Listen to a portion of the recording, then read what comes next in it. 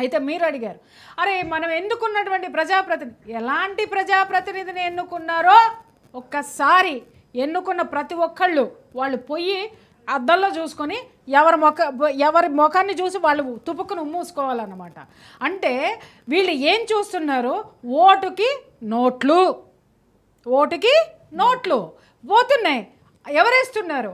ముఖ్యంగా ఇక్కడ ఇలాంటి వాళ్ళు రాజ్యం చేయడానికి కారణం ఒకటే, విద్యావంతులు ఓట్లు వెయ్యకపోవటం, కొల పిచ్చి, రాజకీయ పిచ్చి, పార్టీల పిచ్చి, వీటన్నిటినీ ప్రాంతాల పిచ్చి వదులుకొని ఏ వ్యక్తిని ఎన్నుకుంటే నా బిడ్డ బాగుపడుతుంది, నా బిడ్డ భవిష్యత్తు బాగుపడుతుంది అని ఆలోచించిన ఒక్క ఓటర్ని చూపించమ్మా.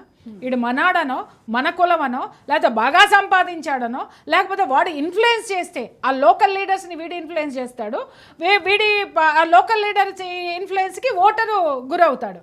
ఈ విధంగా పోతున్నాడు తప్ప పలానా ఇతన్ని ఎన్నుకోవడం వల్ల నా మౌలిక సదుపాయాలు ఏ విధంగా వీడిస్తాడు, అలాగే నా బిడ్డల భవిష్యత్తు ఎలా ఉంటుంది, ఒక విద్యార్థి భవిష్యత్తు ఎలా ఉంటుంది, ఒక ఆడపిల్ల రక్షణ ఎలా ఉంటుంది, నా భార్య బయటికి ఒంటరిగా వెళ్ళి రాగలుగుతుందా, నా బిడ్డని నేను ఒంటరిగా పెంచగలుగుతానని ఆలోచించి ఓటు వేసేవాడు రానంత వరకు ఇలాంటి వాళ్ళే ఎన్నుకోబడతారు, ఇలాంటివే జరుగుతాయి.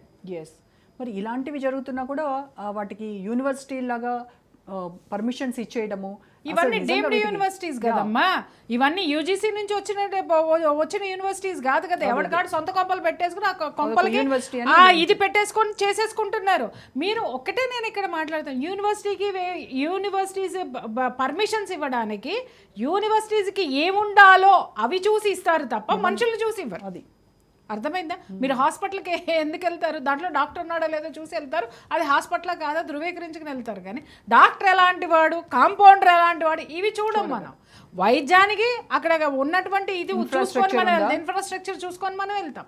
అంతే తప్పితే పర్మిషన్ ఇచ్చేవాడు కూడా అదే ఇస్తాడు తప్పితే వీడు వెదవా, వీడు మంచివాడా, వాడికి అనవసరం. అతను ఇచ్చే పర్మిషన్ కాలేజెస్కి, అతను ఇచ్చే పర్మిషన్ యూనివర్సిటీగా ఉండడానికి కావాల్సినటువంటి. అందుకే పాప ఇన్ని వేల ఎకరాలు గడ్లమ్మి గాదాలమ్మి అన్నీ అమ్మి జనాలు నోట మట్టి కొట్టి ఇవన్నీ సంపాదించారు, అది కూడా సంపాదిస్తున్నారు.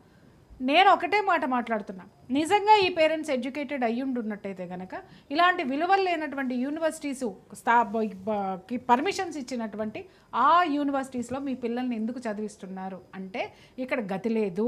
నేను ఇందాక చెప్పాను, రెండే ఉన్నాయి, ఇంజనీరింగ్, మెడికల్. అవన్నీ కూడా వీళ్ళు గుత్తాధిపత్యంగా ఒకదాని కిందనే ఉండిపోయినాయి. ఒకళ్ళే కబ్జా చేసి అవతల పడేశారు.